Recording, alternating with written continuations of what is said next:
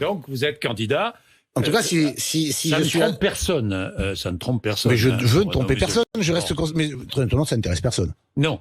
Très honnêtement, les régionales n'intéressent personne. Bon, alors. Nous, ça nous intéresse de savoir pourquoi les habitants de la vallée de Méouge doivent se lever à 4h30 du matin pour accompagner leurs enfants à l'école, car la région a décidé de délaisser les transports en commun.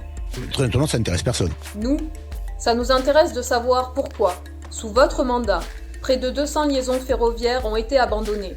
Les lignes de train, une par une, disparaissent au profit de la route. Toujours plus de voitures pour toujours moins de trains. Est-ce là le moyen que vous avez trouvé pour réduire la pollution atmosphérique qui ravage notre région?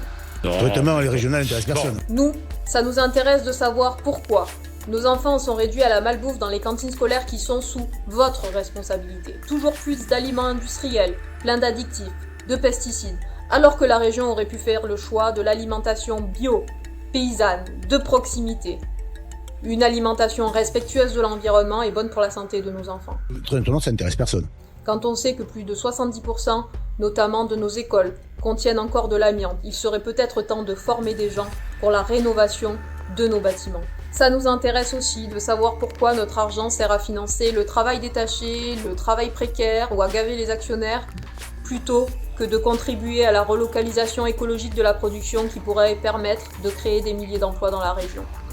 Éducation, formation, transport, développement économique, aménagement du territoire, tout ceci, ça nous intéresse.